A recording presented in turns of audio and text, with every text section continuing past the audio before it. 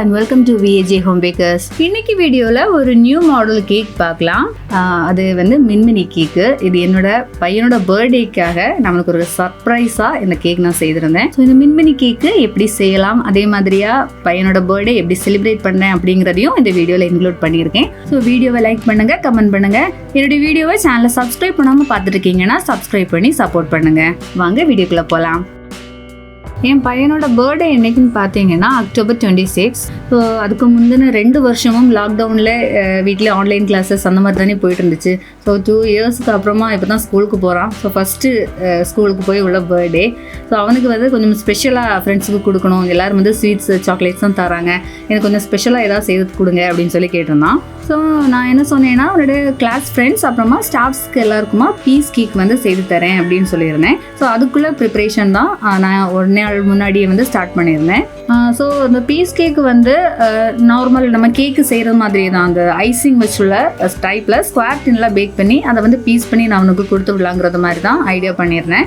நான் அதுக்கு வந்து 2.5 kg பேட்டர் வந்து ப்ரிப்பேர் பண்ணியிருந்தேன். ஸோ அதுக்கு வந்து என்கிட்ட இருந்த ஸ்கொயர் டின்ஸ் வந்து நான் எல்லாமே யூஸ் பண்ணேன். அதாவது என்கிட்ட 7 inch 2 டின்னும் 9 inch 1 டின்னும் இருந்துச்சு.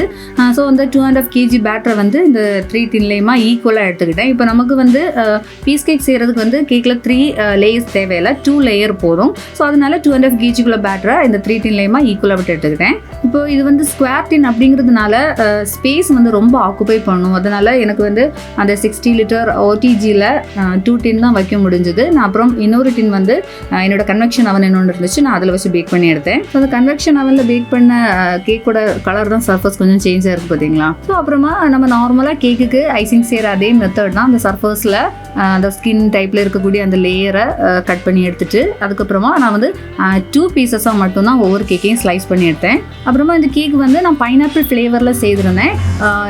இது பார்த்தீங்கன்னா கேக்கு ஃபுல்லாகவே ஐசிங் எல்லாம் கொடுத்து கவர் பண்ண வேண்டிய தேவையில்லை. அந்த மிடில் லேயரும் டாப் லேயர்லேயும் மட்டும்தான் க்ரீம் வந்து அப்ளை பண்ணி எடுத்துருக்கேன். சைடு எல்லாமே கவர் பண்ணி எடுக்கலை.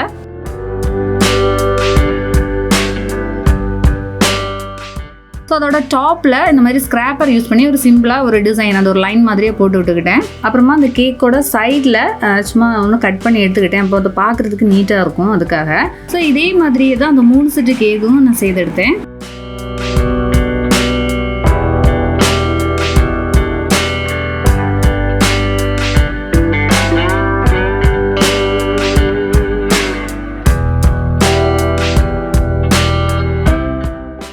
அப்புறமா இந்த 7 inch டின்னில் செய்த அந்த கேக்கு வந்து டோட்டலாக 16 பீசஸாக நான் வந்து கட் பண்ணி எடுத்துக்கிட்டேன். ஸோ இது வந்து நான் 1 டே முன்னாடி நான் நைட்டு செய்திருந்தேன். க்ரம் கோட் செய்த உடனே பீசஸ் கட் பண்ண முடியாது. மினிமம் ஒரு 1/2 hour ஆகுது ஃப்ரிட்ஜில் செட் பண்ணதுக்கப்புறமா தான் பீஸ் கட் பண்ண முடியும். நான் அதனால் அந்த கேக்கோட டாப்பில் ஜஸ்ட்டு அந்த கட் பண்ணுற ஒரு மார்க்கிங் மட்டும் போட்டு விட்டுட்டு இந்த மாதிரி எல்லோ கலர்லையா க்ரீமில் ஜஸ்ட்டு அந்த ஒரு பீஸ் டிஃப்ரென்ஸ் தெரியறதுக்காக சின்னதாக ஒரு அந்த பைப்பிங் மட்டும் பண்ணி விட்டுக்கிட்டேன். அது மாதிரி 9 inch டின்னில் செய்த கேக்கை 25 பீசஸாக கட் பண்ணி எடுத்துக்க போகிறேன். இதை நான் ஃப்ரிட்ஜில் ஸ்டோர் பண்ணிவிட்டேன். அப்புறமா நெக்ஸ்ட் டே மார்னிங் பையன் ஸ்கூலுக்கு கிளம்புற அந்த டைமில் இந்த கேக் எடுத்து அந்த பீசஸ் மார்க் பண்ணியிருந்தால நைட்டு, ஸோ அந்த இடத்தைய வச்சு பீசஸ் கட் பண்ணி பையனுக்கு பாக்ஸில் வச்சு பேக் பண்ணி கொடுத்து விட்டுட்டேன். ஸோ அவனுக்கு வந்து ஸ்கூலுக்கு ஜஸ்ட்டு கேக் மட்டும் கொடுத்து விட்டாச்சு. ஆனால் அவங்ககிட்ட வந்து எனக்கு கேக் கட்டிங் எதுவும் கிடையாது. ஏன்னா அவனோட தங்கச்சியோட பர்த்டே வந்து 30th தான் வரப்போகுது. ஸோ அன்னைக்கே வந்து 2 பேருக்கும் தனித்தனியாக கேக்கு செஞ்சு ஒரு நாளே கட் பண்ணிக்கலாம் அப்படி தான் அவங்ககிட்ட சொல்லி ஸ்கூலுக்கு அனுப்பியிருந்தேன். அவன் ஸ்கூலுக்கு போனதுக்கு அப்புறமா தான் நான் வந்து அடுத்தது ஈவினிங்குள்ளே கேக்கு செய்கிறதுக்கு ஸ்டார்ட் பண்ணியிருந்தேன். ஸோ கேக்கு பார்த்தீங்கன்னா 1 kgயில் பைனாப்பிள் கேக்கு 2 6 inch டின்லேயே பேக் பண்ணி அதை வந்து 6 பீசஸை ஸ்லைஸ் பண்ணி டாலாக செய்திருந்தேன். எங்கள் வீட்டில் எப்போ பர்த்டே ஃபங்க்ஷன் இருந்தாலும் எப்போவுமே இந்த ஃப்ரெஷ் பைனாப்பிள் கேக் அது செய்கிறது வழக்கம். ஏன்னா எல்லாருக்குமே அந்த ஃப்ரெஷ் பைனாப்பிள் கேக் வந்து ரொம்ப பிடிக்கும். பைனாப்பிள் கேக்கோட ரெசிபி வீடியோ நான் ஆல்ரெடி அப்லோட் பண்ணியிருக்கேன், லிங்க் டிஸ்கிரிப்ஷனில் கொடுக்குறேன், பார்க்காதவங்க பாருங்கள். ஸோ இது பேக் பண்ணி நான் உடனே க்ரம் கோட்டிங் முடிச்சு ஃப்ரிட்ஜில் வச்சுட்டேன். 1/2 hour தாண்டி நான் இப்போ வந்து ஐசிங் செய்கிறதுக்காக எடுத்து வச்சுருக்கேன். ஸோ க்ரம் கோட்டிங் எல்லாம் செட்டாக இருக்குது. இனி இதுக்கு மேலே தான் நம்ம வந்து அந்த மின்மினிக்க லைட்டிங் எஃபெக்ட் கொடுக்க போகிறோம். இதுதான் battery operated LED strip light. இந்த லைட்டு தான் அந்த க்ரம் கோட்டிங் முடிச்சு கேக்குக்கு மேலே வந்து கவர் பண்ணி வைக்க போகிறேன். இந்த லைட்டு டோட்டலாக 2 மீட்டர் லென்த் இருக்குது. இது நான் ஆன்லைனில் தான் பர்ச்சேஸ் பண்ணியிருந்தேன். இதோட இப்போ சிங்கிள் பீஸோட ப்ரைஸ் பார்த்தீங்கன்னா 50 rupees வரும். நான் இது வந்து 2 சேர்த்து அது காம்போ பேக்காக 100 rupeesக்கு நான் பர்ச்சேஸ் பண்ணியிருந்தேன். நான் இதோட ஆன்லைன் பர்ச்சேஸ் பண்ணுற லிங்க் டிஸ்கிரிப்ஷனில் கொடுக்குறேன். ஃபர்ஸ்ட்டு அந்த ஸ்ட்ரிப் லைட்டை ஃபோல்ட் பண்ணி வச்சிருக்கிறதுலேருந்து நம்ம வந்து அந்த ஃபுல் லென்த்துக்கு பிரித்து எடுத்துக்கலாம். அப்புறமா அந்த க்ரம் கோட்டிங் முடிச்சு அந்த கேக்குக்கு மேலே நான் இப்போ செய்கிறேன் பார்த்தீங்களா, இந்த மாதிரியாக சுற்றி விட்டுக்கலாம். இந்த ஒயர் கரெக்டாக அந்த கேக்குக்கு மேலே வந்துச்சுன்னா ப்ராப்ளம் இல்லை. பட் வந்து அந்த 2 கேக்குக்கு இடையில நம்ம க்ரீம் ஃபில்லிங்ஸ் கொடுத்துருப்போம் இல்லையா, அதில் படும்போது வந்து அந்த ஒயர் வந்து உள்ளாடி போயிடும். ஸோ அது கொஞ்சம் கேர்ஃபுல்லாக கேக்குக்கு மேலே மட்டும் படுறது மாதிரியாக வச்சு கவர் பண்ணி எடுத்துக்கணும். ஏன்னா அந்த லைட்ஸ் வந்து க்ரீமுக்கு உள்ளாடி போயிடுச்சு அப்படின்னா நம்ம ஐசிங் எல்லாம் முடிச்சுட்டு ஆன் பண்ணுற டைமில் வந்து அந்த லைட்டு நல்லா பிரைட்டாக தெரியாது.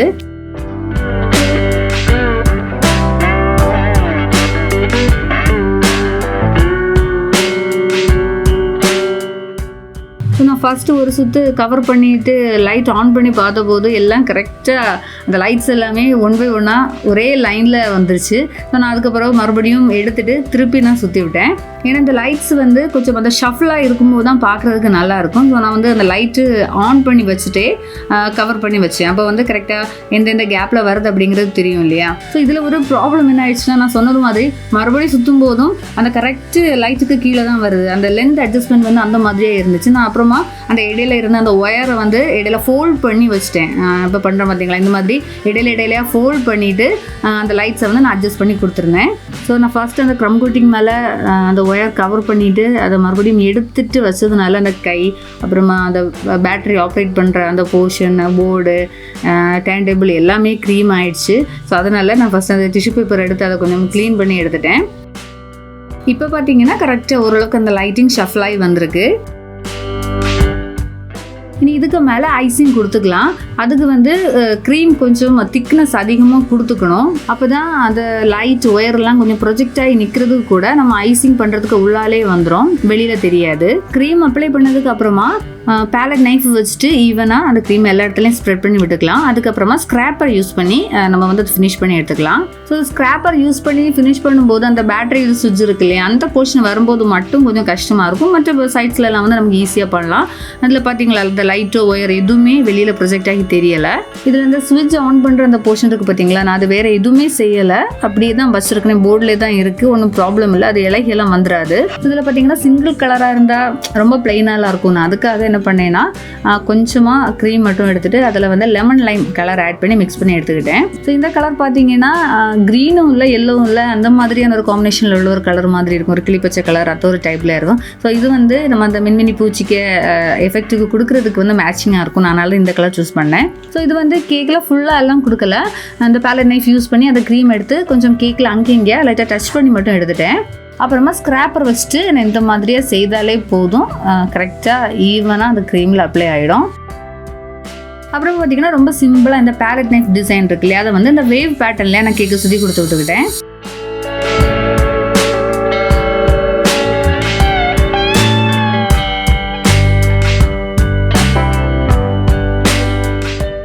இது பார்த்தீங்கன்னா ஒரு நியூ டெக்கரேஷன் ஐட்டம். இதோட நேம் பார்த்தீங்கன்னா பனி டைல். இது நான் ரீசெண்டாக ஷாப்லேருந்து வாங்கியிருந்தேன். இந்த கேக்கோட டிசைன் பொறுத்த வரைக்கும் மெயினாக அந்த மின்மினி அந்த லைட் எஃபெக்ட் மட்டும் தான். ஸோ அதுதான் மெயினாக ஃபோக்கஸ் ஆகணும். கேக்கோட டெக்கரேஷன் வந்து ஜஸ்ட் சிம்பிளாக போதும். அதனால இந்த பனி டைலும் வச்சுட்டு அப்புறமா ரெட் கலர் ஃபாண்டன் பால்ஸ் செய்து அந்த பனி டைலோட பக்கத்துலேயும் கேக்கோட போர்ட்லேயுமா நான் வச்சு விட்டுக்கிட்டேன்.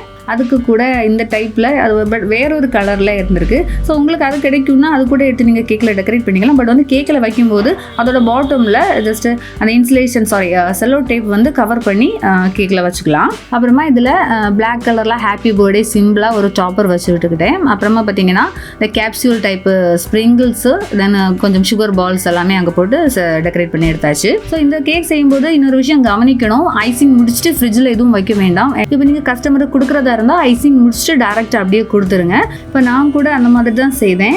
ஸோ அந்த பேட்டரி இருக்கிற ஹேண்டில் இருக்கு இல்லையா, அது சப்போஸ் ட்ராவல் டைமில் மூவ் ஆகாமல் இருக்கிறதுக்காக ஒரு டபுள் சைடு டேப்பு வச்சு அதில் இருக்கிறது மாதிரியாக செட் பண்ணி வச்சேன். பட் வந்து அதில் அந்த பேஸ்ட் நிற்கலை. ஆனாலும் அந்த ஹேண்டில் எதுவும் இலக்கி வரலை, அந்த ஒயர் எதுவுமே மூவ் ஆகலை, ஒன்றும் ப்ராப்ளம் இல்லை. எனக்கு அங்கே போய் சேர்றது வரைக்கும் அப்படியே தான் இருந்துச்சு. ஸோ ஐசிங் முடிச்சதுக்கப்புறமா லைட் ஆன் பண்ணி பார்க்கலாம். பாருங்கள், அழகாக அந்த உள்ள லைட்டிங் வெளியில் தெரியுது பார்த்தீங்களா. அது கொஞ்சம் வெளிச்சம் எல்லாம் கம்மியாகும்போது அந்த லைட்டிங் கொஞ்சம் கூட நல்லா தெரியும். ஸோ யூஸ்வலாக கேக் கட்டிங் பர்த்டே செலிப்ரேஷன் வீட்டில் தான் பண்ணுறது. ஸோ இந்த வாட்டி நான் என்ன நினச்சேன்னா பீச்சுக்கு போய் கட் பண்ணலாம். ஏன்னா பசங்களுக்கு வந்து பீச்சில் விளையாடுறது வேறு ரொம்ப பிடிக்கும் இல்லையா. ஸோ ஸ்கூலுக்கு போய் டேரெக்டாக அவனை அங்கேருந்து பிக்கப் பண்ணிவிட்டு பீச்சில் போய் கொஞ்சம் நேரம் விளையாடிட்டு கொஞ்சம் இருட்டுற டைமில் வெளிச்சம் போகும்போது கேக்கும் கட்டிங் முடிச்சுட்டு வீட்டுக்கு வரலாம் அப்படிங்கிற மாதிரி பிளான் பண்ணி வீட்டிலேருந்து இதை பேக் பண்ணிட்டு கிளம்பிட்டோம். அப்புறமா கிளம்பும் போதே டீ போட்டு ஃப்ளாஸ்கில் வச்சு எடுத்துகிட்டு போயிட்டேன். அதே மாதிரி 2 பேக்கெட் பிஸ்கட்டும் வச்சுக்கிட்டேன்.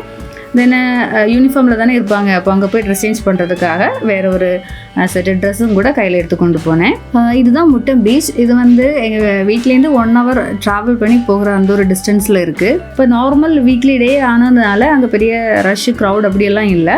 கொஞ்சம் ஆட்கள் தான் இருந்தாங்க. அதனால் கொஞ்சம் ஃப்ரீயாக தான் இருந்துச்சு நமக்கு போய் பீச்சில் விளையாடுறதுக்கும் சரி. அண்ட் கேக் கட் பண்ணுற டைம்லேயுமே அப்படி ரொம்ப ஆட்கள் எதுவுமே இல்லை. ஸோ அந்த பர்த்டே செலிப்ரேட் பண்ணுறதுக்கு அட்மாஸ்பியர் எங்களுக்கு சூட்டபிளாக இருந்துச்சு. அந்த பீச்சில் பார்த்தீங்கன்னா அந்த வெயிட்டிங் ஷெட் மாதிரி அங்கெங்கேயா கட்டி வச்சுருப்பாங்க. அதுக்கு உள்ள வச்சு தான் கேக் கட் பண்ணோம். ஸோ நான் ஏற்கனவே சொன்னது மாதிரி கேக் இருக்கிற விஷயமே அவனுக்கு தெரியாது. ஸோ பர்த்டே இல்லையா, அதனால் பீச்சுக்கு போயிட்டு போவோம் அப்படின்னு சொல்லி தான் கூப்பிட்டு போயிருந்தோம். ஸோ பீச்சில் விளையாடியெல்லாம் முடிச்சுட்டு வந்ததுமே கேக் எடுத்து கொண்டு வச்சதுமே அதுவே ஃபஸ்ட் அவனுக்கு கொஞ்சம் சர்ப்ரைஸாக தான் இருந்துச்சு. கேக் கட்டிங் இல்லைன்னு சொல்லிட்டு கேக்கு செய்து கொண்டு வந்தது.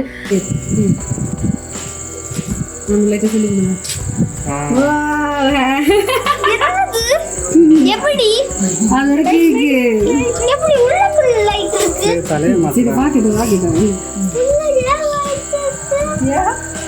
யூஸ்வலாக கேக் கட்டிங் பண்ணும்போது கேண்டில் ஏற்றி வச்சு அதை அணைச்சி தானே நம்ம வந்து கேக் கட் பண்ணுவோம். பட் வந்து இது ஃபர்ஸ்ட் டைமாக லைட் ஆன் பண்ணி கேக் கட் பண்ணும்போது அவனுக்கு அதோடவும் கொஞ்சம் ஒரு நியூ எக்ஸ்பீரியன்ஸாக இருந்துச்சு. ஸோ பர்த்டே அதுமா அவனுக்கு இந்த மாதிரி ஒரு சர்ப்ரைஸ் கேக் பார்த்தப்போ அவன் ரொம்ப ஹாப்பி. அப்புறமா இன்னொரு விஷயம், இந்த கேக்குக்கு நான் ஐசிங் முடிக்கும் போதே 2:45 மேலே ஆயிடுச்சு. நான் வீட்டிலேருந்து கிளம்பும்போது 3:10 3:15 அந்த மாதிரி டைம் ஆச்சு. 3:30க்கு பையனுக்கு ஸ்கூல் முடியும். ஸோ அப்போ போய் பிக்கப் பண்ணுறது மாதிரி தான் நான் ரெடி பண்ணி பேக் பண்ணி எடுத்துகிட்டு போயிருந்தேன். நான் ஃப்ரிட்ஜில் எதுவும் ஐசிங் முடிச்சுட்டு வைக்கல. அது மாதிரியே கேக் கட் பண்ணும்போதும் 6 o'clock மேலே ஆயிடுச்சு. அந்த டைம் தான் கட் பண்ணது. நான் அது வரைக்கும் கேக் வந்து கார் டிக்கியில் தான் இருந்துச்சு. எனக்கு க்ரீம் எதுவுமே மெல்ட் ஆகலை. ஸோ நான் நிறைய வீடியோஸில் நான் சொல்லியிருக்கேன், கமெண்ட்ஸ் கேட்கும்போதும் நான் ரிப்ளை கொடுத்துருக்கேன். நம்ம க்ரீம் கரெக்டான கன்சிஸ்டன்சியில் பீட் பண்ணி ஐசிங் பண்ணோம் அப்படின்னா நமக்கு க்ரீம் 5 to 6 hours வரைக்கும் ரூம் டெம்பரேச்சரில் மெல்ட் ஆகாமல் இருக்கும். ஸோ இந்த மின்மினி கேக் உங்களுக்கும் ஒரு நியூ எக்ஸ்பீரியன்ஸாக இருந்திருக்கும்னு நான் நம்புகிறேன். வேறொரு வீடியோவில் மீண்டும் சந்திக்கலாம். பை.